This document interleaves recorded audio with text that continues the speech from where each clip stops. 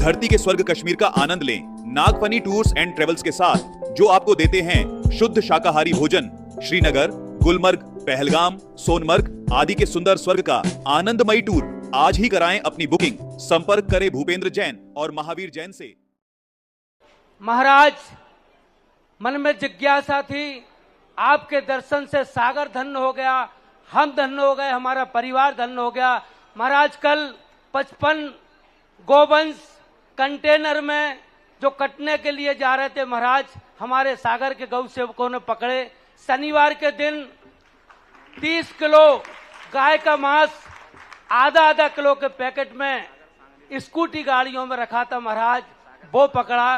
ये मन में पीड़ा है कि हम लोग गाय का मांस पकड़ते हैं, गौवंश को पकड़ते हैं, जो अवैध परिवहन होता है, लेकिन महाराज कोई कड़ा कानून ना होने के कारण उनकी वो गाड़ियां भी छूट जाती हैं जिनमें वो तस्करी करते हैं, और महाराज वो कसाई भी छूट जाते हैं। सन 2007 से जब से दयोदय गौशाला सागर में आचार्य श्री विद्यासागर जी महाराज के कारण यहाँ पर बनी, जब से महाराज गौ सेवा से जुड़ा हूं।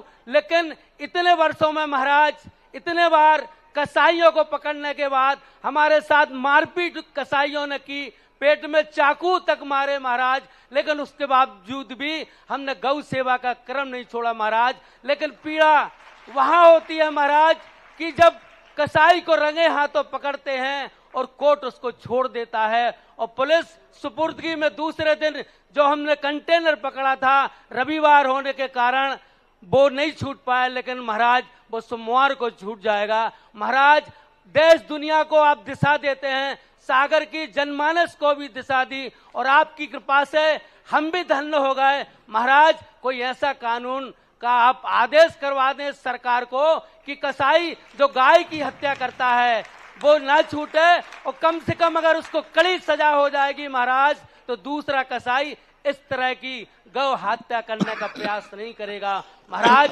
आप बड़े दिन से, जब से आप आए हैं तिवारी जी, गुरु जी के चरणों में सत कोटि कोटि। ये जो वेदना आप कह रहे थे, मैं सोच रहा था यही वेदना मेरी है, क्योंकि मैं इस वेदना से गुजर चुका हूँ।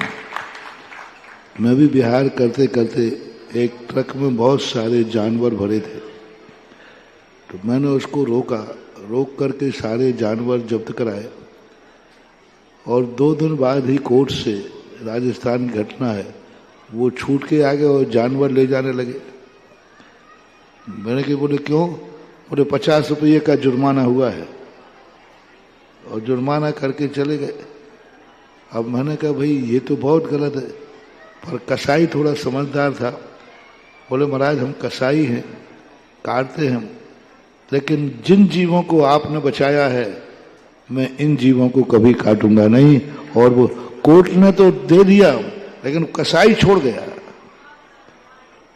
तो ऐसी स्थिति में ये कानून अंग्रेजों उस समय का बना हुआ कानून है, अंग्रेजों का समय, क्योंकि अंग्रेजों ने ये 2 कानून सबसे ज्यादा देश में खतरनाक है। एक तो एक्सीडेंट का कानून, क्योंकि एक्सीडेंट में गाड़ियां उन्हीं लोगों के पास होती थी, इसलिए उन्होंने कानून बहुत सरल बना दिया।